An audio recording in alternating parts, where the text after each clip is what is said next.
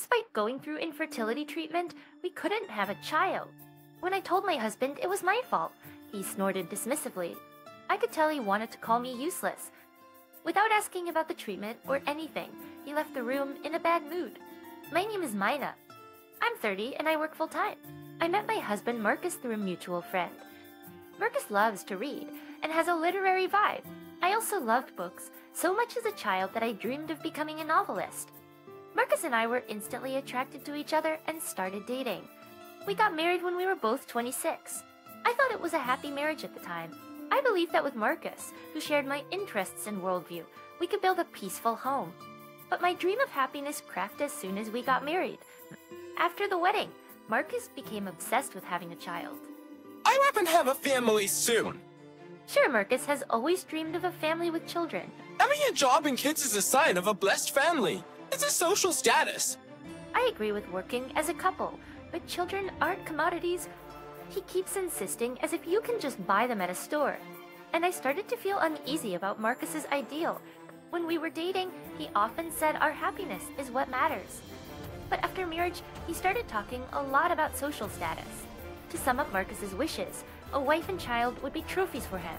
I was slightly disappointed as this was a bit different from when we were dating. So a year into our marriage, things got tough for me. Because I couldn't get pregnant, we reluctantly started infertility treatment. From that point, Marcus's attitude towards me worsened. He openly mocked me in front of our in-laws. Sisters are amazing, but I'm lacrae, vermus, chicky, rossy. And I is not only low paid, but also infertile. Our sensible in-laws frowned at Marcus's insensitive words, and they sent me apologetic glances. The ones who stood up for me were my sister-in-law and her husband. My sister-in-law, Emile, is a career woman working for a large corporation. She has children, a son named Silas and a daughter named Alyssa. They are twin siblings. Emile's husband, who is my brother-in-law, Bobby, is a kind and gentle person. Emile and my husband, Marcus, are siblings with a 6-year age difference, and their personalities are polar opposites. Unlike the introverted Marcus, Emile is decisive and caring. That's why she's trusted and promoted at work. Marcus is jealous of his sister's situation. So when he gets tired of belittling me, he insults Bobby. Well, I get why my sister has to work hard. If Bobby is jobless, she has to work to make ends meet. Even when subjected to such childish sarcasm, Bobby doesn't react. I take to stay home, Dad, you know? I need.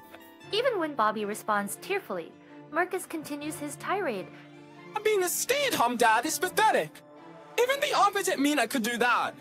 Just when I was about to speak up, wondering how much more he could belittle people. Marcus, if you say any more, I won't forgive you. Extrications and Emile glares at Marcus with a stern face. Our in-laws intervene and the situation is diffused. After that, Emile called me aside to apologize. I'm sorry Marcus's words hurt you. It's not so much that they hurt, more like they're shocking. While Emile and I were talking, Bobby came over. Where can be present at sometime? Just you. The kids want to play with you. As Bobby smiled, Silas and Alyssa, who were playing outside, came running over. Both hugged me and acted affectionate. Mina, come to our house next time. Brion. We'll be waiting for you.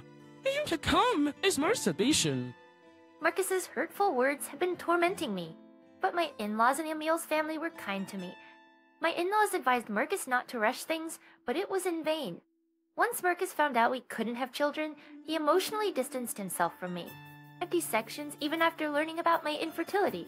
My in-laws didn't blame me. Living happily as a couple is also a good life. They tried to console Marcus, but it had no effect. I'd be with someone useless. Waste of time. I mean everything effort. I had been constantly berated by Marcus for ruining his life. Tested from infertility treatment and ignored even when work was tough. I was concerned about my pale face. At work, my colleague, Mr. Johnson, a young employee I had mentored, said, Mina, you look really unwell. The boss and everyone are worried. You look unwell. The boss and everyone are worried. I'm sorry, I might just be tired. Really, I'm sorry. I felt pathetic for causing concern even at work. I couldn't have children, was called incompetent by my husband, and had no one to talk to. A consulting email and Bobby would only deepen their rift with Marcus. I felt utterly cornered, manipulated by Marcus's ideals. Swing that wrestling ramen at Brady. Audio quite more. Oh, please, don't apologize. He told me not to think everything was my fault. I would pry into your family matters, but bottling it up is also a problem. This bad show. Thank you. Hearing that makes me feel a bit better. Mr. Johnson, my colleagues and my boss were all concerned about me.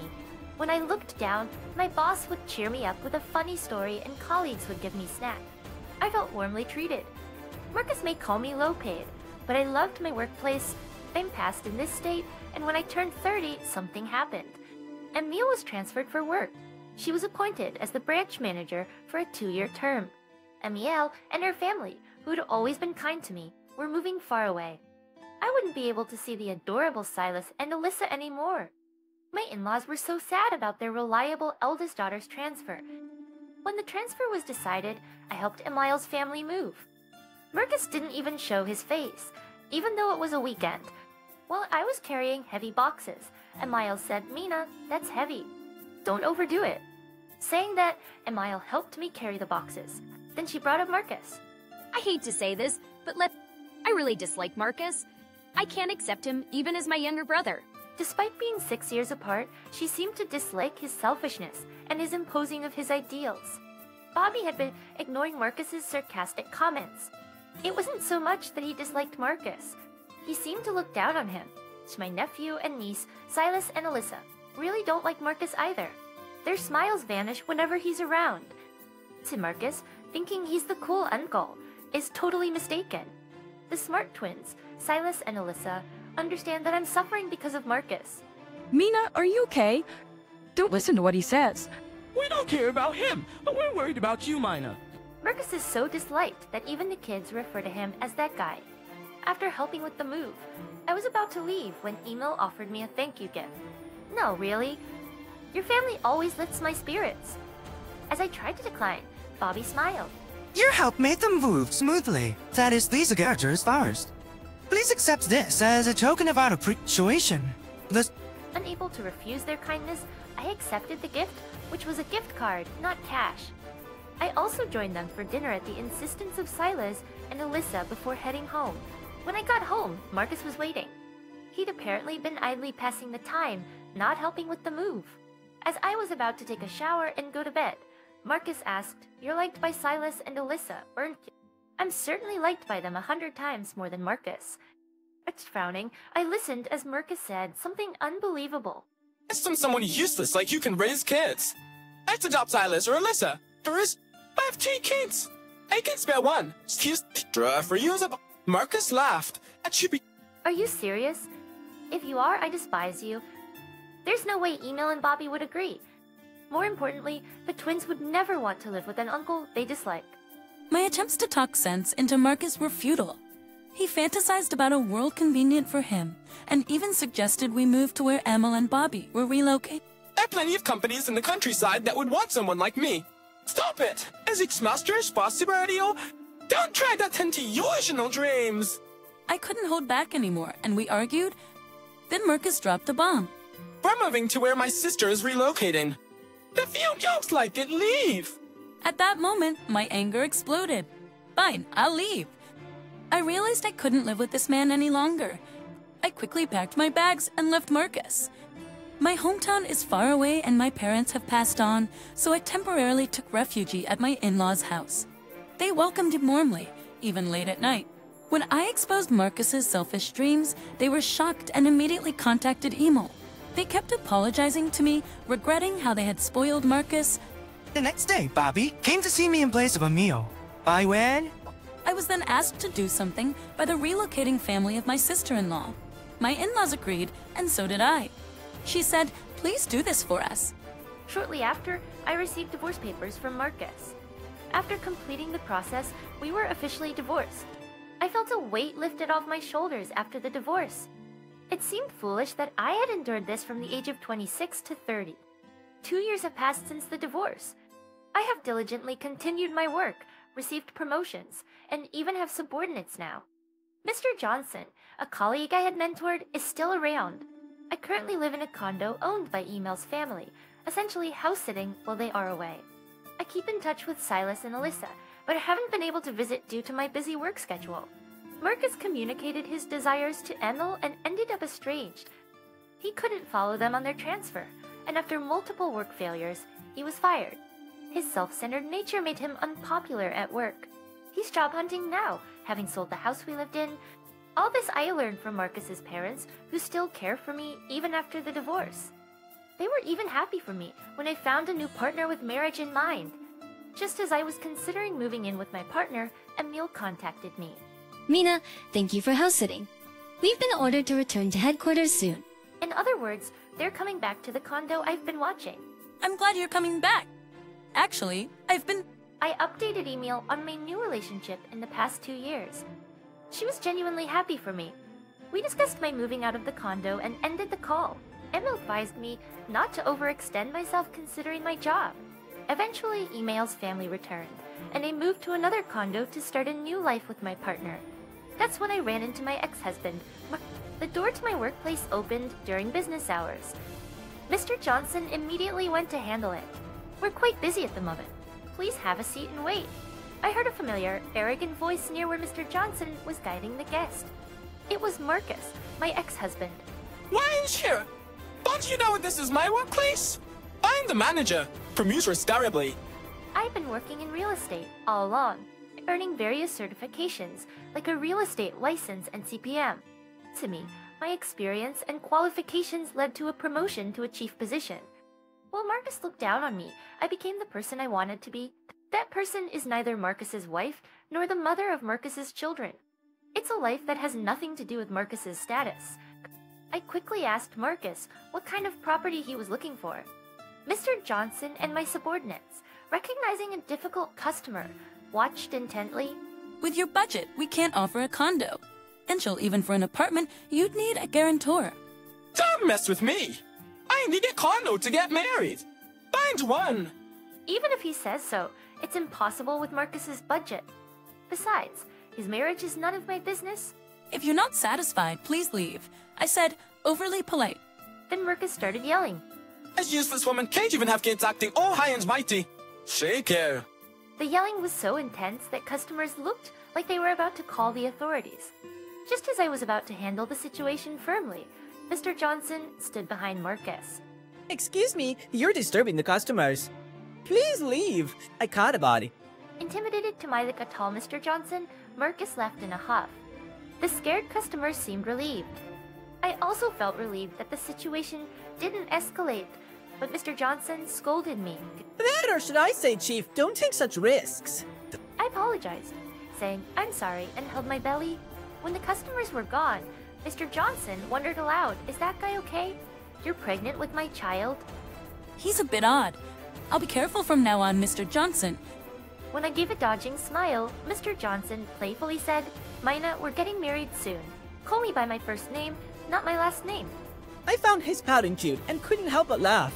After divorcing Marcus, I hadn't planned on remarrying, but Mr. Johnson confessed his feelings. He'd liked me since he joined the company and waited to confess until after my divorce. Less than a year after the divorce, he told me his feelings. He's a man who cared for me all the while I was suffering with Marcus. I fell in love with the kind and generous Mr. Johnson. Although I'm divorced, he didn't mind at all. And when we were considering living together, I found out I was pregnant. Expowery. Living together, I found out I was pregnant. I had lied to Marcus, saying I was the cause of our infertility. But that was a big lie. I just had a slightly difficult time getting pregnant. My love for Marcus, who pressured me alone for infertility treatment, vanished. Simply put, I didn't want to have Marcus's child, so I falsely claimed that treatment would be useless. Luckily, Marcus didn't look closely at the test records. I'm not interested in becoming a status symbol for Marcus. Fortunately, I'm having a child with Mr. Johnson, who always cared for me. And Mayel fully supported my decision when I told her the truth. So I married Mr. Johnson and had a healthy baby boy. I'm happy building a new family. Marcus, on the other hand, is living in his parents' home, unable to find a property. He was shocked to learn I had a child, a revelation made by Emil. He's still unemployed and blames everyone for ruining his dreams. Way to knock some sense into him, saying reflect on yourself. A family isn't about status. But Marcus remains jobless. He came to demand compensation for my false infertility claim, but was kicked out by Mr. Johnson. If you cause any more trouble, we'll call the authorities. Give me compensation. Marcus yelled. I firmly told him, you know, I did have some difficulty getting pregnant, but 90% of the problem was you, who want to see the medical certificate. Marcus had never looked at the medical certificate, assuming he was fine. Even the obstetrician said the problem was more with Marcus than with me. Upon checking the medical certificate, Marcus broke down, claiming it was a hoax. When I told him it was a legitimate medical certificate, not a fake, he cried even more. I was annoyed, thinking my baby would wake up. I even considered suing him for the emotional harassment he was causing me. But Mr. Johnson calmly talked Marcus down, who was crying like a child. This made me suffer way more than this. If you want to cry, do it in your own After that incident, Marcus never showed up in front of me again. When my former parents-in-law found out Marcus wasn't working, and even tried to sue me, they were furious. Marcus became estranged from both his parents and ML's family, and eventually stole money from his parents and disappeared. Everyone from his parents to his older sister said it was good he was gone. Around that time, Emil's family came to visit and met my baby. Silas and Alyssa took turns holding my child. Bobby and Mr. Johnson were chatting amicably. Emil lamented Marcus's foolishness. He's always been paranoid, but he really is the worst younger brother. He'd oppress others just to achieve his own dreams. Even if he had a family, it would be a sham. While we were talking about Marcus, Silas and Alyssa came over. He made fun of Dad. I hate him. Dad is kind and awesome. Yeah, Dad has lots of stock certificates. He's rich. Apparently, Bobby was making money through stock trading while being a stay-at-home dad. Marcus didn't know that. I was surprised to hear it for the first time, too. Mr. Johnson, holding her child, laughed warmly. Unless you're Alyssa, please be friends with this little one. At Mr. Johnson's request, Silas and Alyssa nodded in agreement. Though we're not relatives anymore, I was happy to be close to ML's family. Just as I was thinking I'd like to continue being close, Silas and Alyssa asked Mr. Johnson a question. What's your first name, Mr. Johnson? Mina calls you Mr. Johnson, too. Don't you have a first name? Faced with the twins' serious question, Mr. Johnson looked at me and answered with a smile. Actually, my name is Marcus, too. Never thought it would be the same as Mina's ex-husband, he said with a wry smile. I felt a bit guilty for never having considered this. As I was about to promise to call him by his name, Silas and Alyssa clapped their hands. If you're interested in someone just like him, give him a nickname. If you don't like having the same name as him, we'll give you a cute nickname. Silas and Alyssa thought for a moment and wrote down a nickname for Mr. Johnson. The nickname the twins gave my husband was Marquis. It was a bit unusual, but Mr. Johnson became Marquis. As Emil and Bobby smiled, I thought to myself, I'll call him Mark, a name that only I will use. I called out to Mr. Johnson, who was being aided by Silas and Alyssa. It's Mark. From now on, I'll call you Mark. Our child, watching our smiling faces, grinned happily